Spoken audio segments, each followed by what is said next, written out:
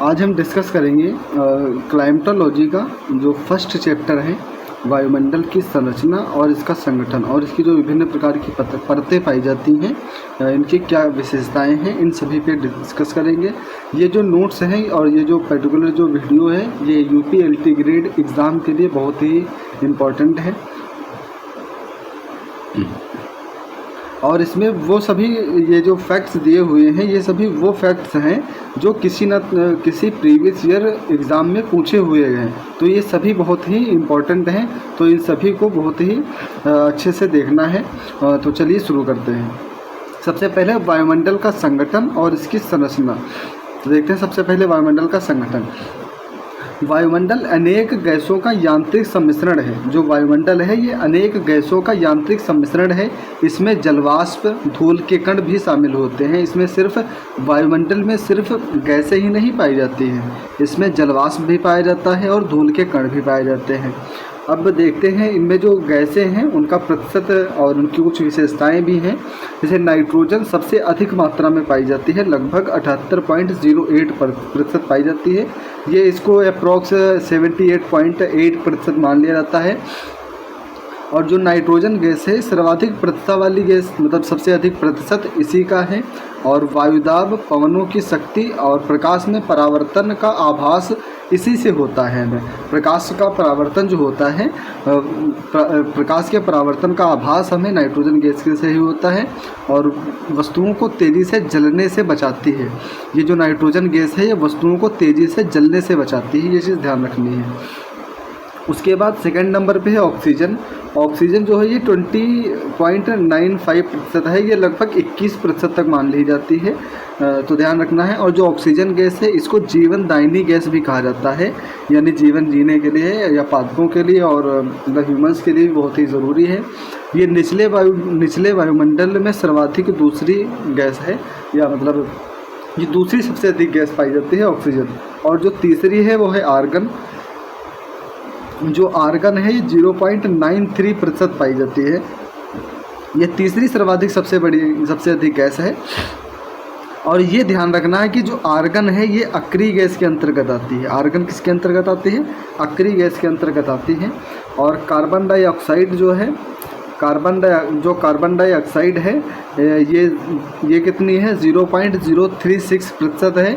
ये carbon dioxide जो CO2 gas है ये सौर विकिरणों के लिए पारदर्शी होती है, लेकिन जो पार्थिव विकिरणें होती हैं इनके लिए अपारदर्शी होती है। ये चीज़ ध्यान रखनी है। अगर जो ये लाइन स्टेटमेंट में आ जाए कि सौर विकिरणों के लिए पारदर्शी होती है लेकिन पार्थिव विकिरणों के लिए अपारदर्शी होती है, तो ये कौन सी गैस है? कार्बन डाइऑक्साइड गैस है। और पृथ्वी की सतह से ऊष्मा को अवशोषित करती है। मतलब पृथ्वी से जब दीर्घ पार्थिव विकिरणें जब आती हैं तो इनको अवशोषित कर लेती है। जब मतलब ऊष्मा जब पृथ्वी से उत्सर्जित होती है तो उसको ऑब्जर्व कर लेती है कार्बन डाइऑक्साइड।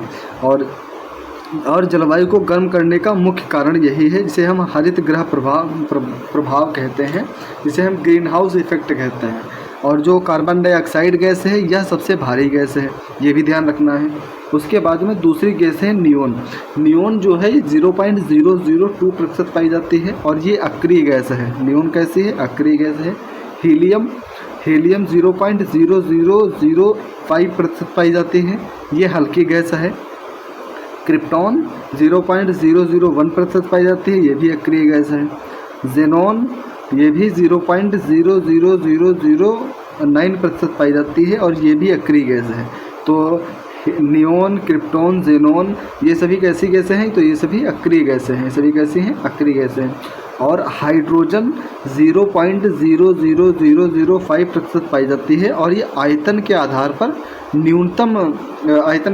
न्यूनतम प्रतिशत वाली गैसों में से एक है। मतलब सबसे कम इसका प्रतिशत माना जाता है, न्यूनतम प्रतिशत माना जाता है। और जो वाटर वेपर है, जलवाष्प, देखो जलवाष्प ये बहुत ही परिवर्तनशील है। इसकी जो मात्रा है ये 0 से लेकर हमें 4% तक देखने को मिलती है। 0 से लेकर हमें 4% देखने को मिलती है। और ये सौर विकिरणों को अधिकतम अवशोषित करती है। सूर्य से आने वाली जो सौर विकिरण होती हैं उनको अधिकतम किसके द्वारा अवशोषित कर लिया जाता है? जलवाष्प के द्वारा। और सौर मतलब सूर्य से आने वाली जो पराबैंगनी किरणें होती हैं उनको ओजोन के द्वारा अवशोषित किया जाता है। और संघनन, वर्षण, बादल, तुषार, ओला आदि के निर्माण में कौन सहायक है? तो ये जलवाष्प ही है। उष्णकटिबंधीय क्षेत्रों में जलवाष्प की मात्रा अधिकतम 4% हो सकती है। ये चीज़ ध्यान रखनी है। ओजोन ऑक्सीजन के 3 अणुओं से मिलकर बनी है। तो ऐसे क्वेश्चन पूछ सकता है एग्जामिनर कि ऑक्सीजन के 3 अणुओं से निम्नलिखित में से कौन सी गैस बनी है? तो वो कौन सी है? ओजोन गैस है। और ओजोन गैस हानिकारक पराबैंगनी किरणों को अवशोषित कर लेती है। उसके बाद में है क्लोरोफ्लोरोकार्बन, जो CFC गैस है।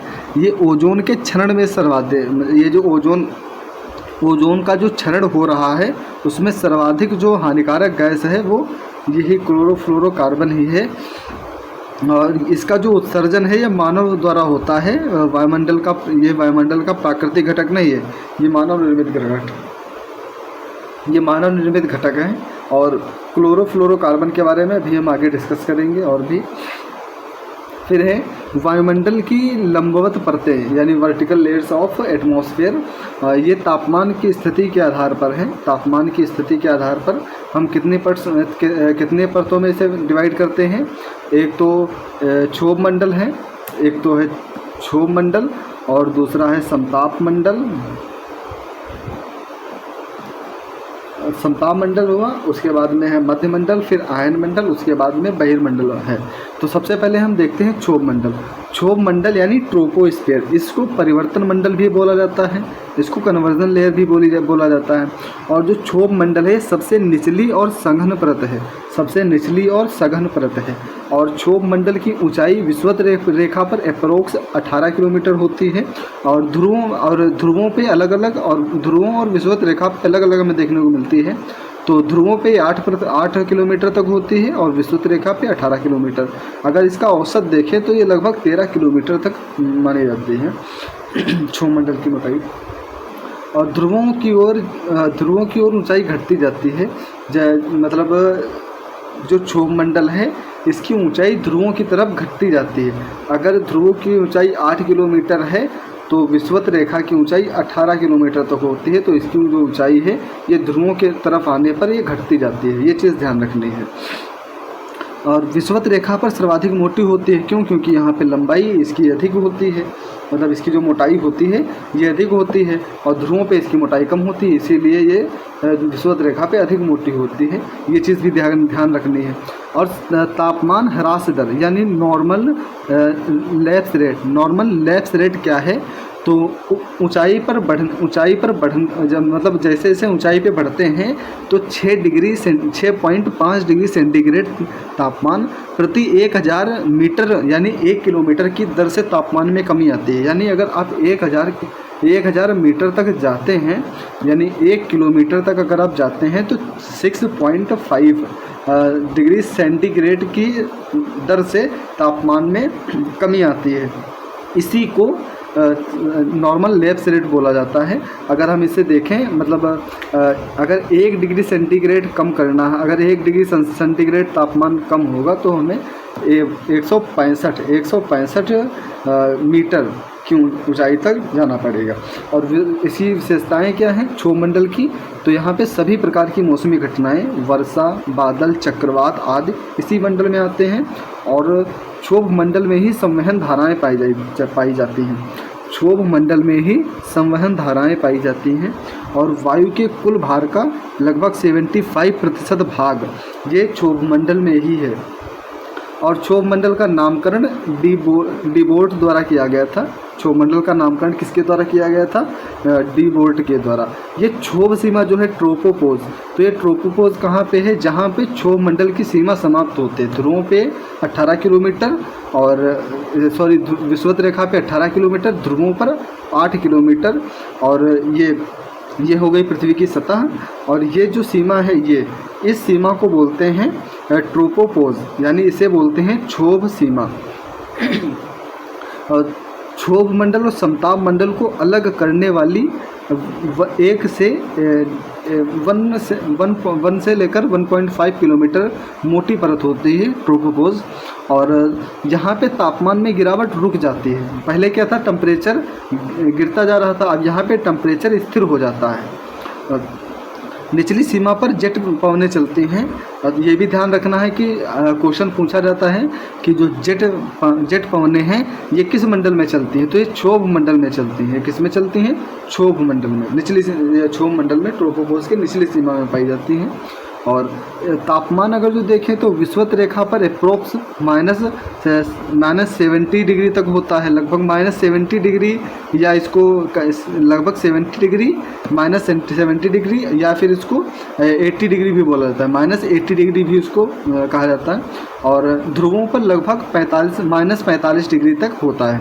देखिए विषुवत रेखा पर इसका जो तापमान है, विषुवत रेखा पर इसका तापमान कितना होता है, लगभग -70 डिग्री सेंटीग्रेड होता है। और ध्रुवों पर इसका तापमान कितना होता है, -45 डिग्री सेंटीग्रेड होता है। ये चीज़ ध्यान रखनी है। फिर उसके बाद में दूसरा मंडल आता है समताप मंडल। हमने क्षोभ मंडल के बारे में देखा, अब नेक्स्ट आता है समताप मंडल। तो समताप मंडल की मुख्य विशेषताएं देखते हैं। आप यहाँ पे देख रहे होंगे कुछ क्वेश्चन नंबर लिखे हुए हैं। ये क्वेश्चन नंबर लिखे होने का कारण यही है कि ये जो समताप मंडल के बारे में क्वेश्चन नंबर 27, क्वेश्चन नंबर 29 और 36, 120, 123 और 140, इन क्वेश्चंस में इस टॉपिक से रिलेटेड क्वेश्चंस पूछे गए हैं। हर एक टॉपिक के आगे उसका क्वेश्चन नंबर लिखा हुआ है। अब आप ये कहेंगे कि ये क्वेश्चन नंबर मुझे मिले कहाँ से, तो आपने देखा होगा जो यूथ कंपटीशन टाइम्स की जो प्रीवियस ईयर की बुक आती है ज्योग्राफी की, उसमें मतलब सभी जो जितने भी टीचिंग एग्ज़ाम्स हैं उन सभी का कंपाइलेशन एक ही जगह पे किया गया है। तो उससे मैंने ये सारी चीज़ इन्फॉर्मेशन निकाली है, तो इसीलिए ये बहुत ही इम्पोर्टेंट है, इसीलिए इसको पूरा देखना है। ये पूरी सीरीज़ में कंटिन्यू करूँगा। इसमें ज्योग्राफी का जो भी सिलेबस है, ज्योग्राफी है, हिस्ट्री है, इसका जो भी सिलेबस है वो यूनिट वाइज हम कवर करेंगे। जो जो उसमें लाइनें लिखी हुई हैं ना, उसी के अकॉर्डिंग, जैसे उसमें लिखा हुआ है उसी के अकॉर्डिंग ही हम इसको कवर करेंगे। तो देखते हैं दूसरा जो है यह समताप मंडल यानी स्ट्रेटोस्फीयर। स्ट्रेटोस्फीयर की ऊंचाई क्षोभ सीमा से लगभग 50 किलोमीटर तक होती है। क्षोभ सीमा की ऊंचाई कितनी होती है, ये जो स्ट्रेटोपोज है इसकी ऊंचाई कितनी होती है, ये क्षोभ सीमा से लगभग 50 किलोमीटर। अब ये क्षोभ सीमा ध्यान आ रही है, ये वाली, ये विषुवत रेखा पर अधिक मोटी और ध्रुवों पर ये कम है। तो ये जो सीमा है यहाँ से लेकर लगभग 50 किलोमीटर के बीच में, 50 किलोमीटर के बीच में ये कौन सी सीमा पाई जाती है, ये समताप मंडल पाया जाता है। ये कौन सा मंडल पाया जाता है, समताप मंडल। अब आप यहाँ पे देख रहे होंगे समताप मंडल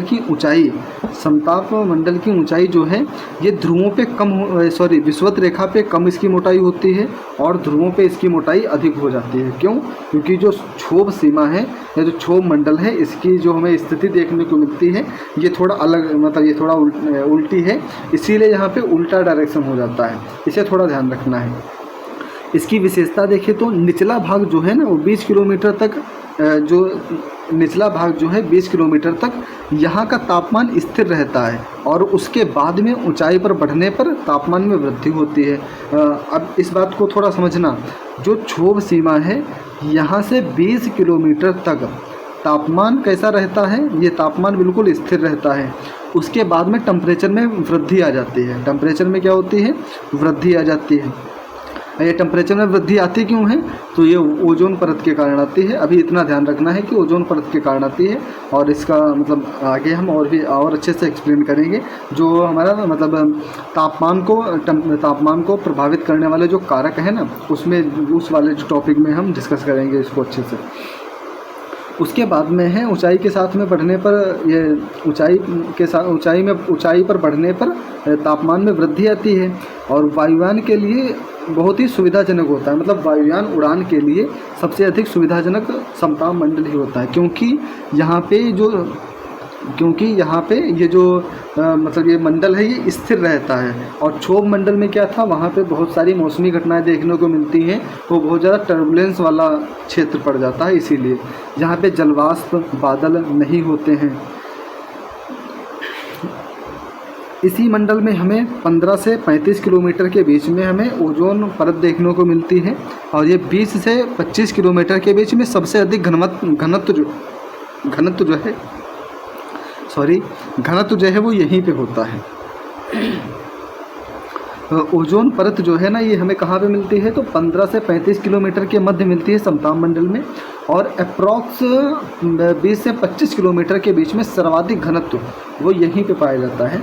उसके बाद में हम थर्ड पार्ट्स पे आ जाते हैं। ये जो थर्ड है वो है ओजोन मंडल। ये ओजोन मंडल है, ये इसी समताप मंडल का ही पार्ट है। समताप मंडल के निचले भाग में 15 से 35 किलोमीटर के बीच में पाया जाता है, जहाँ पे ओजोन का सांद्रण सर्वाधिक होता है, इसे ही ओजोन मंडल बोलते हैं। इसके बाद में है स्ट्रेटोपोज। हमने देखा था हमने ट्रोपोपोज देखा था। ट्रोपोपोज कौन सा था, समताप मंडल और क्षोभ मंडल को अलग करने वाली जो सीमा थी वो कौन सी थी, ट्रोपोपोज। स्ट्रेटोपोज कौन सी है, ये समताप मंडल और मध्य मंडल के बीच का संक्रमण क्षेत्र है, जहाँ पे समताप मंडल और मध्य मंडल के बीच में जो परत स्थित है उसे हम बोलते हैं ट्रोपोपोज। स्ट्रेटोपोज इसको बोलते हैं, स्ट्रेटोपोज। और मध्य मंडल यानी मीजोस्फीयर, ये हमारी कौन सी लेयर है, तो ये हमने क्षोभ मंडल देखा, उसके बाद में हमने समताप मंडल देखा। क्षोभ मंडल के अंदर ही मैंने ट्रोपोपोज के बारे में बात करी, फिर समताप मंडल पे आए, समताप मंडल में ओजोन मंडल को देखा, फिर उसके बाद में हमने स्ट्रेटोपोज को देखा। अब हम देखते हैं मध्य मंडल यानी मीजोस्फीयर।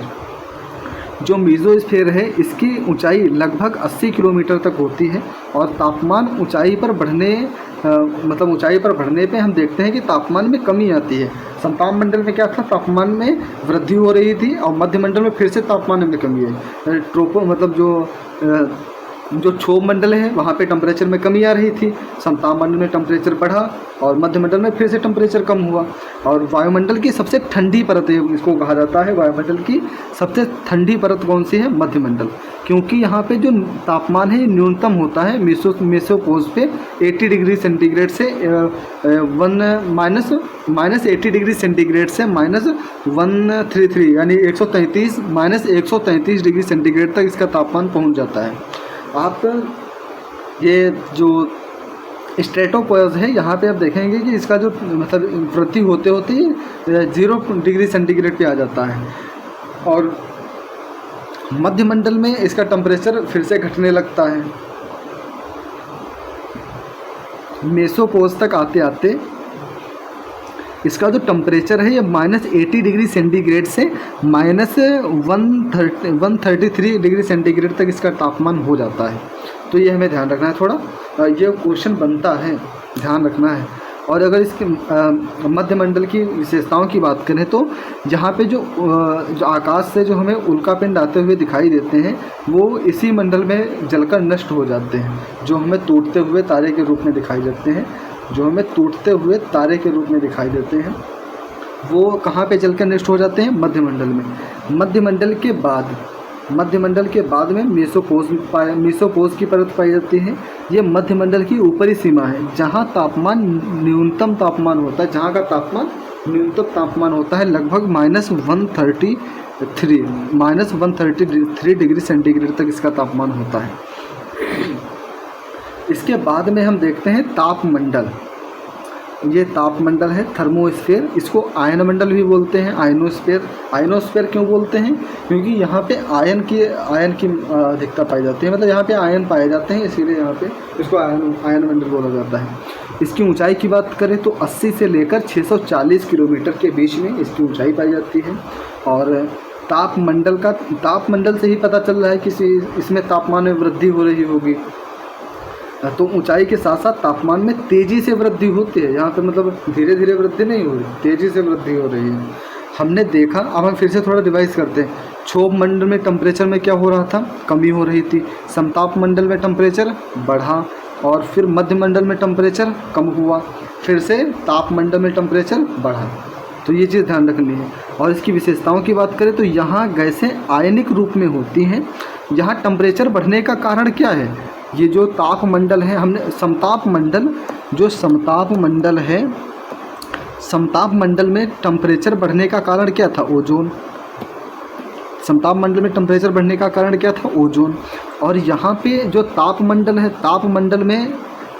तापमंडल में टेम्परेचर बढ़ने का कारण क्या है? यहाँ पे जो गैसों का आयनिक रूप है, गैसों का आयनिक रूप ही टेम्परेचर को बढ़ा रहा है। ये गैसों का आयनिक रूप ही टेम्परेचर को बढ़ा रहा है।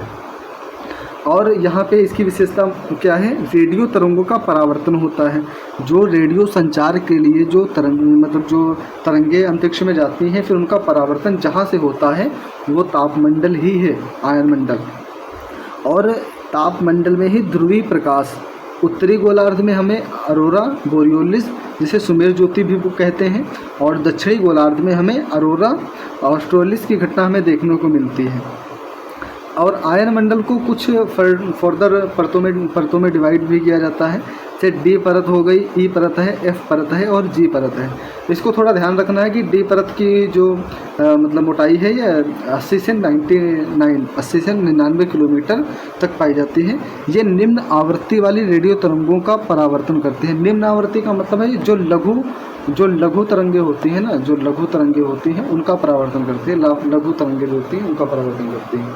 और जो ई परत है, इसको केनली हेविसाइड परत भी कहते हैं। केनली हेविसाइड परत किसे कहते हैं? ई परत को 99 से 130 किलोमीटर के बीच में पाई जाती है।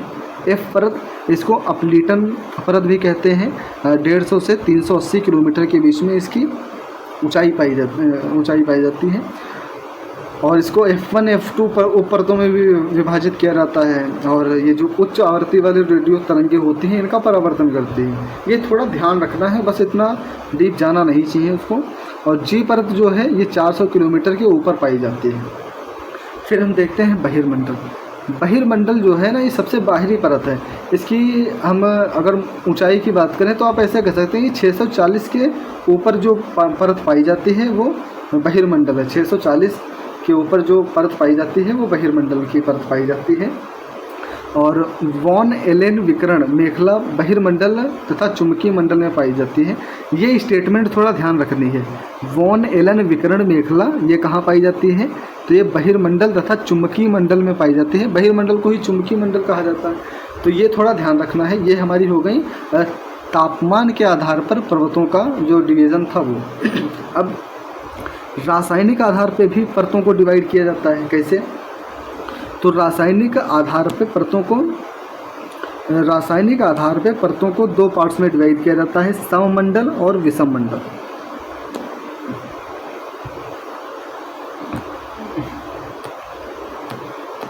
एक मिनट। रासायनिक आधार पे ये जो परतें हैं इनको दो पार्ट्स में डिवाइड किया जाता है, सममंडल होमोस्फेयर और विषममंडल ये हेटोस्फेयर इसको बोलते हैं। ये जो सममंडल है इसके अंतर्गत क्षोभमंडल, सममंडल के अंतर्गत क्षोभमंडल, समताप मंडल और मध्यमंडल आता है। और इसकी जो मोटाई है सागर तल से 90 किलोमीटर तक पाई जाती है। और गैसों ये क्षोभमंडल, समताप मंडल और मध्यमंडल को सममंडल क्यों बोला जाता है? क्योंकि यहाँ पे जो गैसें पाई जाती हैं ना, इनके अनुपात में परिवर्तन नहीं होता है, इसीलिए इनको सममंडल बोला जाता है। और जो विषम मंडल है ये 90 किलोमीटर से लेकर 10,000 किलोमीटर के बीच में पाया जाता है। यहाँ की जो गैसें हैं ये हल्की गैसें हैं। हल्की गैसों की वृद्धि के साथ में संगठन और परिवर्तित होती रहती हैं, इसीलिए इनको बोला जाता है। विषम मंडल के अंतर्गत कौन कौन सी परतें आएंगी? तो विषम मंडल के अंतर्गत जो परतें आएंगी वो कौन कौन सी होगी? एक तो तापमंडल हो गई और दूसरी बहिर्मंडल। एक तापमंडल और दूसरी बहिर्मंडल हो गई, ये दो परतें आएंगी। और गैसों की परतें ऊंचाइयों के साथ में जो क्रम है इनका, ये आणविक नाइट्रोजन परत है और आणविक ऑक्सीजन परत है, हीलियम परत है, आणविक हाइड्रोजन परत है, ये ऊंचाई के साथ साथ में बढ़ती जाती हैं। जो नाइट्रोजन परत है ये 90 से 200 किलोमीटर के बीच पाई जाती है। और जो आणविक ऑक्सीजन परत है ये 200 से 1100 किलोमीटर के बीच पाई जाती है। और हीलियम परत जो है ये 1100 से 3500 किलोमीटर के बीच में पाई जाती है। और हाइड्रोजन परत 3500 किलोमीटर से उसके ऊपर तक पाई जाती है। उसके बाद में है वायुमंडलीय प्रक्रियाएं और उपकरण। इसमें देखते हैं सबसे पहले हरित गृह, ये ग्रीन हाउस इफेक्ट क्या होता है। तो इसमें CO2 गैस और जलवाष्प इसके द्वारा पार्थिव विकिरण यानी जो दीर्घ तरंगें होती हैं उनका अवशोषण होता है, जिससे तापमान में वृद्धि होती है। इसका प्रथम बार विवरण किसने दिया था? जोसेफ फोरियर ने दिया था।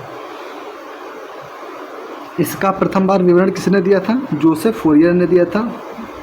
फिर है ओजोन क्षरण। ओजोन क्षरण का मुख्य कारण क्लोरोफ्लोरोकार्बन CFC गैस है। और CFC जो है इसमें क्लोरीन, फ्लोरीन और कार्बन के अणु होते हैं। तो ऐसे आपसे क्वेश्चन पूछ सकता है कि क्लोरीन के अंदर कौन से अणु पाए जाते हैं?